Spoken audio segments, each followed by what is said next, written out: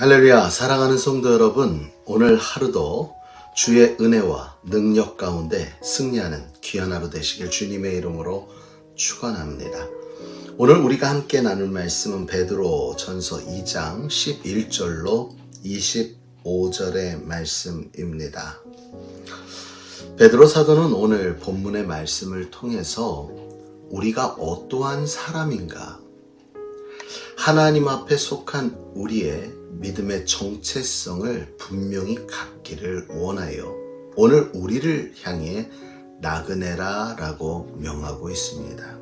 오늘 본문 말씀에 사랑하는 자들아, 거류민과 나그네와 같은 너희를 권하노니 라고 이야기하지요. 나그네 같은 우리를 권한다.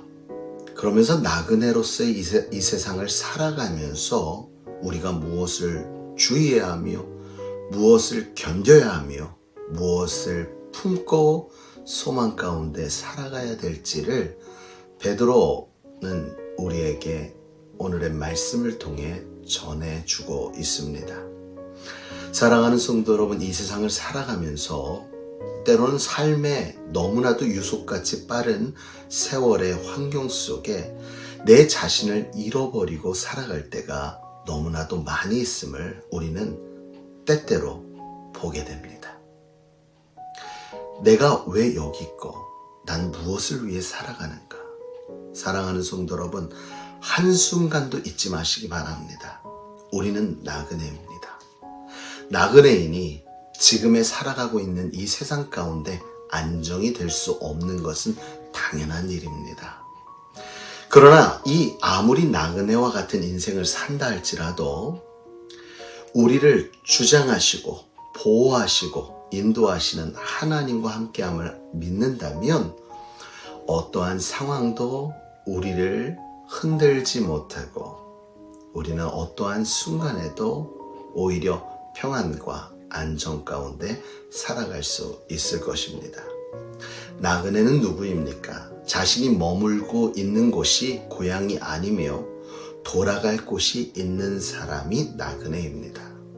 그래서 땅에 미련을 두지 않으며 땅의 것에 마음을 뺏기지 않는 모습으로 살아가야 하는 것이 바로 우리 나그네들의 모습이겠지요. 그렇기 때문에 우리 성도들은요, 나그네로서 우리 안에 바른 기준을 세워 가야 할 것입니다. 육체의 정욕을 제어하고 땅에서 밟는 핍박과 박해 그리고 고난과 부당함에 대해서 격한 반응을 하지 않아야 된다. 오늘 본문은 그렇게 이야기를 하고 있습니다. 나그네가 아닌다면 우리가 이 땅 가운데 살아가는 자로 이 땅에서 영원한 삶을 살아간다면 핍박당하고 부당하게 여겨지는 그러한 순간에 자신의 이익을 놓고 그것을 쟁취하기 위해 우리는 끝까지 싸우는 자가 될 것입니다. 사랑하는 성도 여러분, 오늘 우리에게 하나님은 말씀하십니다. 잃은 70번도 7번씩 용서하라. 이 땅 가운데 우리가 무엇을 위해 지금 우리의 마음을 쏟고 있는지, 내가 마음을 쏟아내고 마음이 붙들려 있는 곳이 하늘인지 아니면 이 땅인지를 우리가 살펴보면서 내가 나그네의 인생을 살아야 되는데 나그네가 아닌 이곳에 살고 있는 정착민과 같은 삶을 살고 있고 있지 않는가. 그러므로 이에 따른 내 욕심과 내 정욕, 나의 욕구를 위해 살아가고 있는 우리의 모습은 아닌가. 이 시간 돌아보면서 진정한 하나님의 자녀로서의 아름다운 정체성을 찾고 그 안에서 감사함과 기쁨을 누리며 살아가는 저와 여러분이 되기를 주님의 이름으로 축원합니다.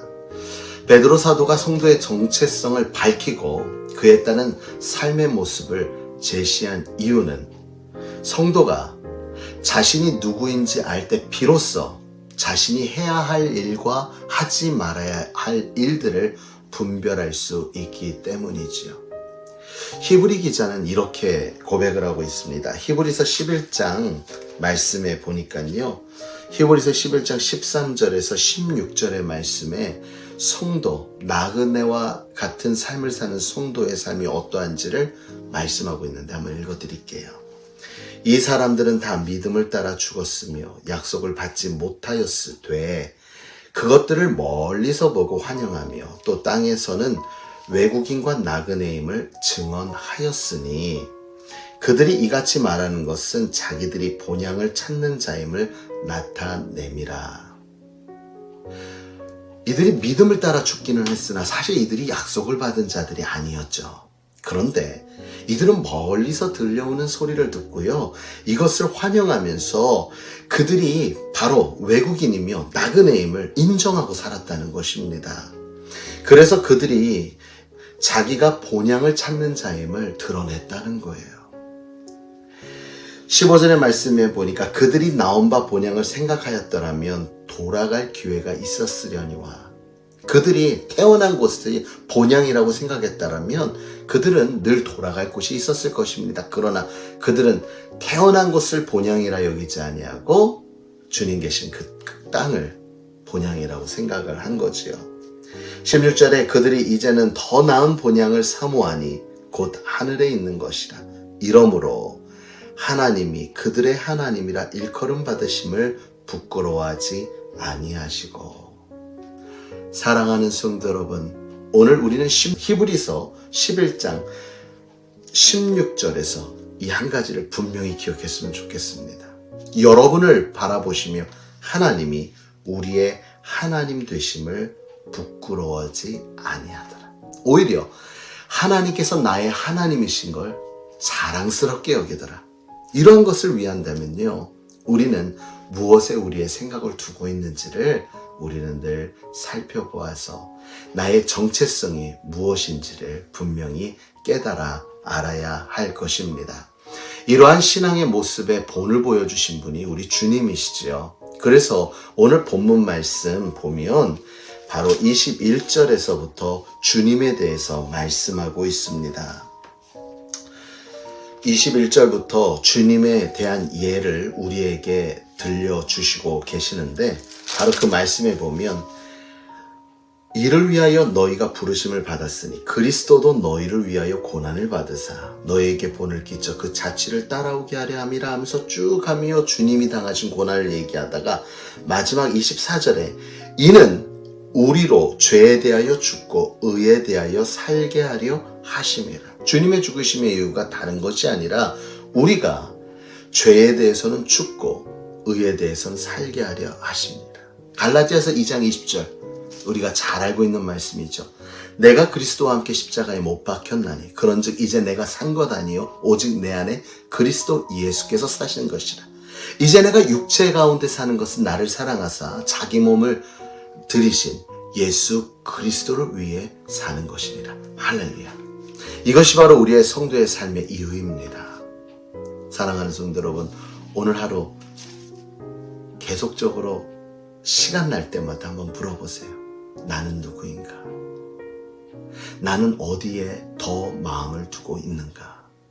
오늘 나를 향한 기대와 소망으로 우리를 지키시고 주관하시고 인도하시는 그 하나님께 진정한 소망을 두어 나의 기쁨의 이유가 바로 하나님으로부터 허락되어져 오늘 하루도 진정한 하나님의 자녀로서 하나님이 우리의 아버지됨을 부끄러워 여기지 아니하시고 우리의 아버지됨을 기뻐하실 수 있는 그러한 인생의 우리의 삶으로 하나님께 영광 돌리는 저와 여러분 되기를 주님의 이름으로 축원합니다.